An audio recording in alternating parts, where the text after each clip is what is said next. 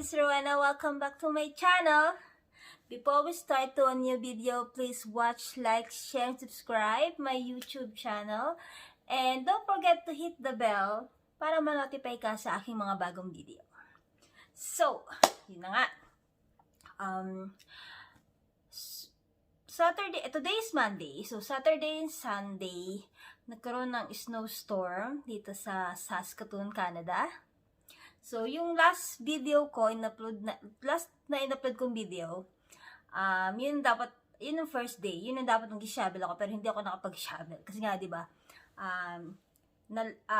naiwan yung shovel sa loob ng garage namin. So, hindi ako makapasok kasi, close, nakalock yung garage. So, yesterday, super snow pa rin. So, pero nakapasok pa rin naman ako. Nakauwi rin akong safe. And then, ganoon din yung husband ko. Nakauwi siya ng safe din naman. And then,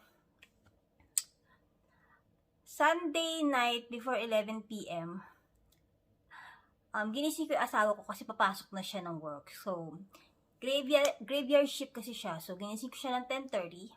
Kasi mabilis lang naman siya kumilos.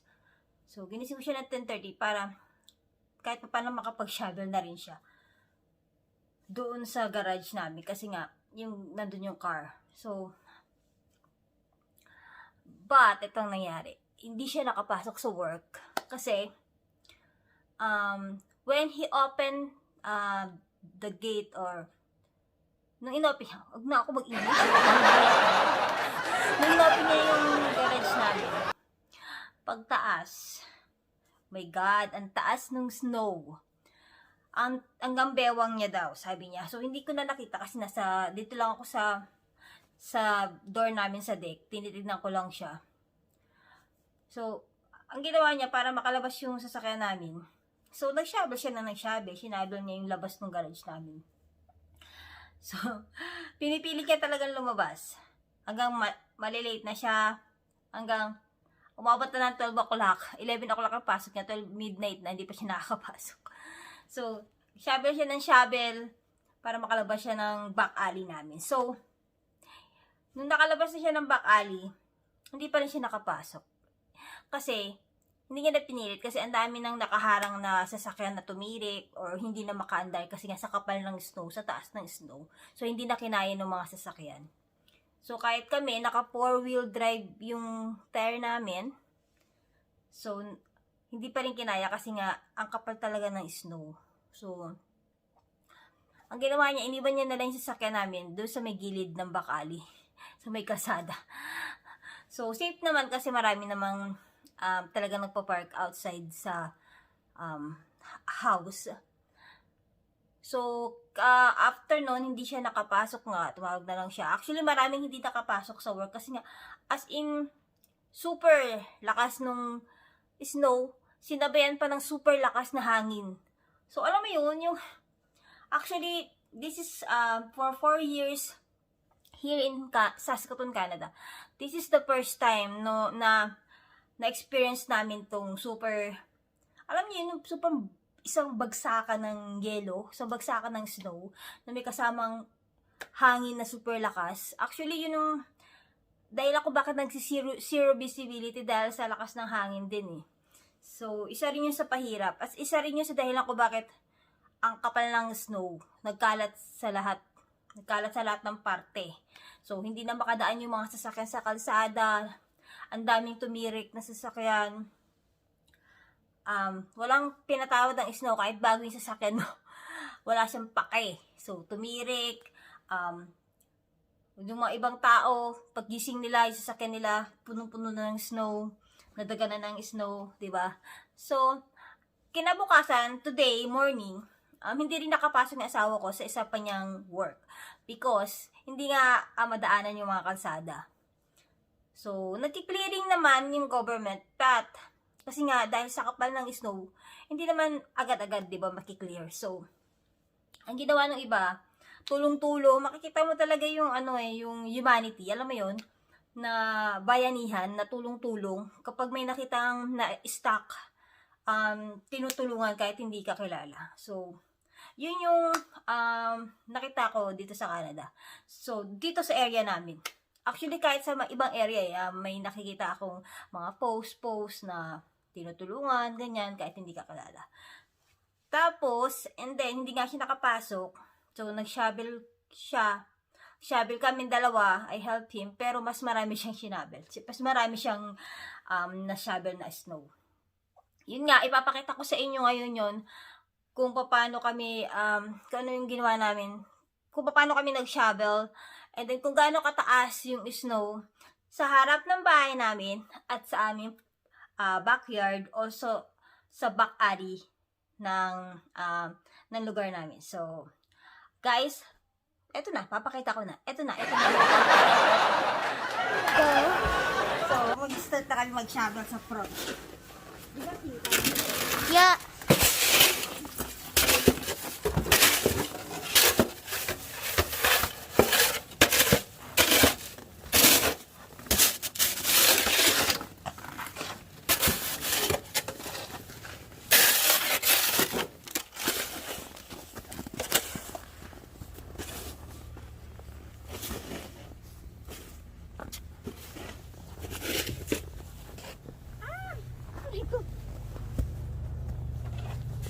Snow.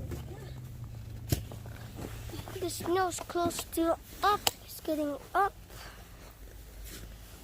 It's so big.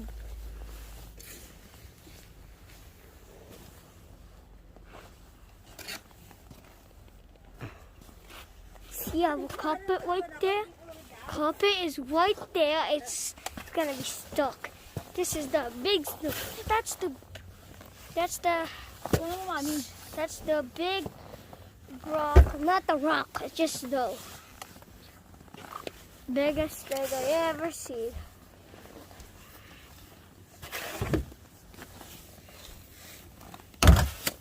There's so much snow there.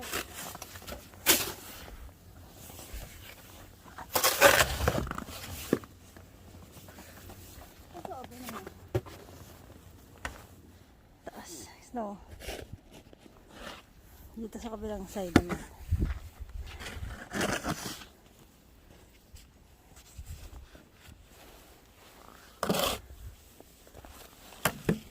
Tapos na kami sa harapan. Dito naman kami sa likod sa backyard.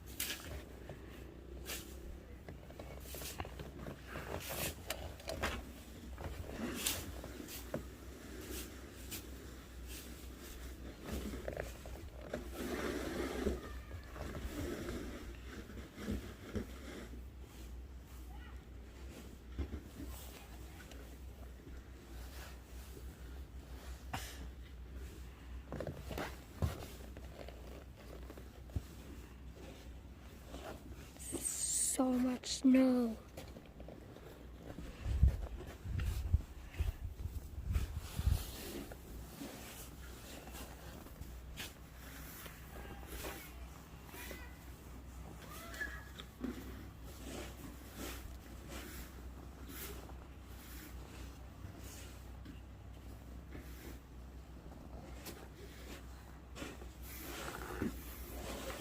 So, hi guys!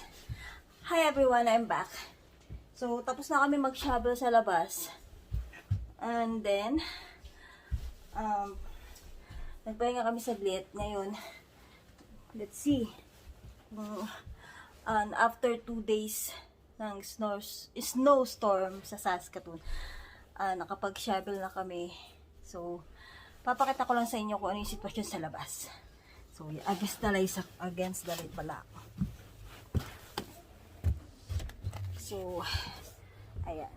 Papakita ko sa inyo. Ito tayo sa back alley namin. Kasi gusto ko rin silipin yung car namin kung nasa na. Baka napunta na ng Alaska yun. So, let's see. Ang lamig. Walang snow. Buksan natin yung aming garage. Ang dulas. Let's see.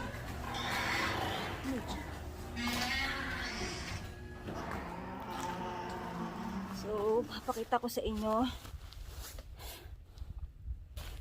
Yan, tambak ang yelo. Ice pa more. So, sa Philippines, kung gusto nyo ng ice, libre dito sa Canada. So, yan. So, pupuntahan naman natin ngayon kung hindi ko alam kasi kung saan iniwan ng asawa ko yung sasakyan namin. So, let's see. Tingnan natin kung saan niya iniwan. Ang lamig. Tayo. Lamig.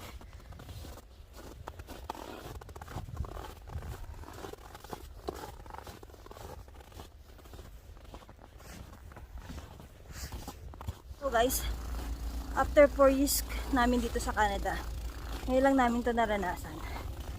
2 days na magkasunod yung snowstorm. So, let's check kung nasan na yung sasakyan namin. Tapos nang iniwan ng asawa ko. Ayun! Eto na siya guys. Ayan ang sasakyan namin.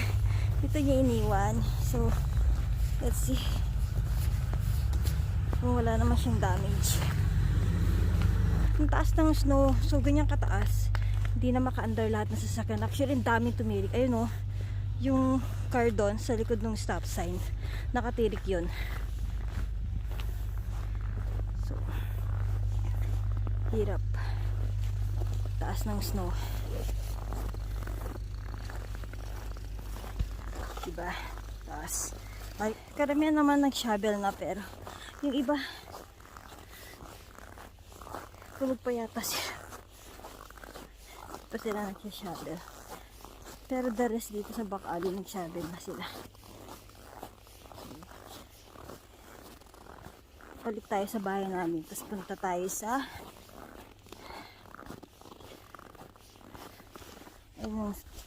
ayan, yung garage namin. Naka-open. Ito. Di pa sila nagsha-shovel. So, ayan.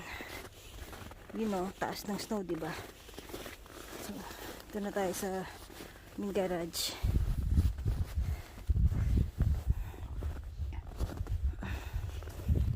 Punta tayo sa harapan naman.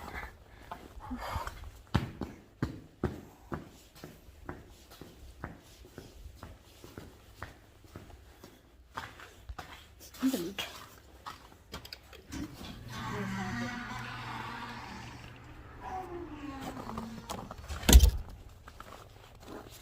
So, makikita nyo, taas ng snow sa amin. Abot na sa deck.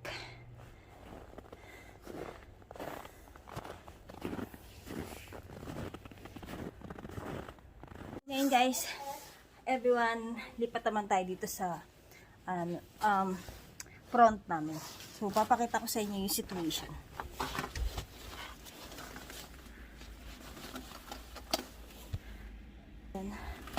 Super kapal ng snow. Diba? So, makikita nyo naman yung shinabel namin, diba? Yan sa gilid ng ano namin. Side ng bahay. So, ang kapal ng snow, lords. So, yan. Yan, may stock na doon. So, ang daming na-stranded. Ang daming na-stranded dito. So, ayan o, diba? So,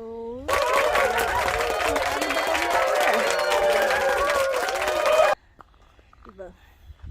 So, first time to, sabi nga sa news, ano daw, parang first time sa Saskatoon yung ganito kalaking kapal na bagsak ng snow. 2 days ba naman eh, diba? So, kita nyo naman sa aking likuran, puro snow. So yun, may na-stack pa doon, tinutulungan nila.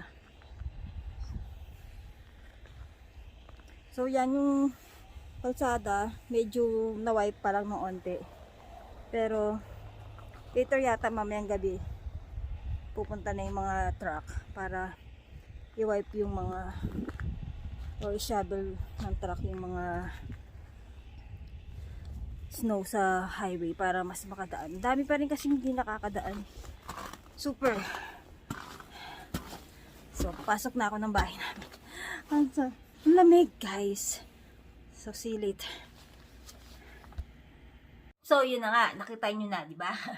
Ganon kataas, ganon, ganon kataas, ganon yung pagod sa pag-shovel. So, akala nyo lang masaya mag-shovel ng snow? Hindi. Ang ano talaga, likod ko, di ba? Perwisyo, alam niyo yun? Especially sa mga kailangan pumasok ng trabaho na hindi makapasok dahil nga sa kapal ng snow. Perwisyo, nakakapagod, stress, 'di ba? Maraming hindi nakapasok, yung ibang yung mga ibang store dito, they often late. Pero doon sa work ko, nagkataon na day off ako today. So, today is my day off. So, nagkataon. So, hindi ko kailangan ma-absent. So, day off kasi talaga ako. Pero tomorrow I have work. So, I need to go there. I need to go to my work. Kahit makapal pa yung snow until now, makapal pa rin. Susuyurin natin yan. Or, wala tayong pakialam dyan. Kailangan natin pumasok kasi wala na tayong sasahurin. Pag hindi pa tayo pumasok. Ika nga nila, dollars is more important. And then, yun na nga, ganun talaga, buhay Canada, hindi lahat is happy. So, ayun nga. So, ganun talaga, diba? So, tuloy pa rin ang buhay. So, sana, nag-enjoy kayo.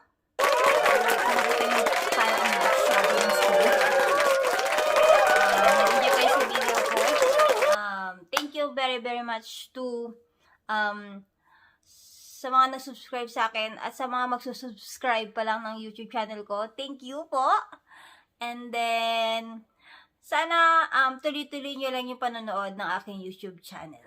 So, thank you so much. Goodbye.